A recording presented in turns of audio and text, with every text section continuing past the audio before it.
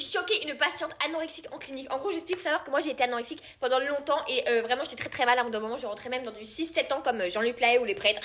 Mais du coup, on m'a emmené dans une clinique, enfin, on m'a enfermé dans une clinique, que dis-je, pas une clinique, une prison et encore les Français en 2026 sont mieux lotis dans les prisons que moi ce que j'étais dans ma clinique. Bref, c'est pas le sujet. Et en gros, faut savoir que du coup, j'ai passé Halloween dans cette clinique. Et à quelques jours d'Halloween, un jour, il y a une patiente qui toque dans ma chambre comme ça. Elle me dit, oui ou non, est-ce que je peux te poser une question? Moi, je dis, vas-y, je t'écoute, vas-y, je suis psychologue, vas-y, je t'écoute. Et elle me dit quoi? Elle me dit, je me déguise comment pour Halloween? Quoi? J'ai pas entendu, tu te déguises comment pour Halloween? Et regarde-toi de haut en bas, t'es un squelette, d'accord, meuf, tu pourrais postuler pour l'étrange Noël de Monsieur Jack, qu'est-ce que tu me baragouines? Elle m'a dit, je me déguise comment pour Halloween? Non, mais c'est la meilleure blague de l'année! Je me moque pas parce que moi aussi, en fait, j'étais un squelette, moi aussi, j'étais une allumette, d'accord? Toutes les deux, on était deux allumettes, d'accord? Quand on passait les portes de l'ascenseur, de loin, on avait l'impression qu'il y avait un code barre, tu vois, donc vraiment, c'était voilà.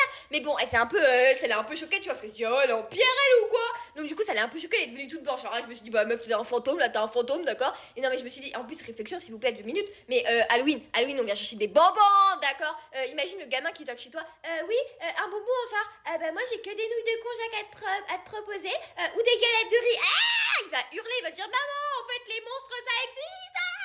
Non, le gamin il vient chercher des bonbons, il donne lui des bonbons, tu vois. Enfin, arrêtez de. Voilà quoi. Enfin, prends ta tisane détox, c'était toi. Non, mais vraiment. Et en plus, moi, je me suis fait une réflexion encore plus loin.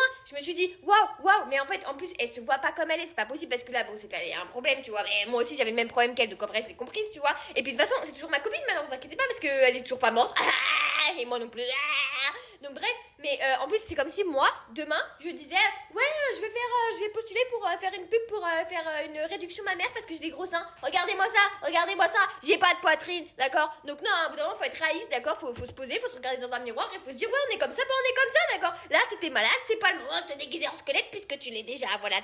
Naturellement, naturellement, on faisait peur, en fait, les gens, ils avaient peur de nous, c'est pour ça qu'on était enfermés. Donc du coup, au bout d'un moment, voilà, on n'a pas besoin de se déguiser, au moins nous, on payait moins cher, pendant que vous devez vous déguiser là pour vous cacher et tout, je suis en squelette, et bah nous, on était déjà morte vivante naturellement, voilà.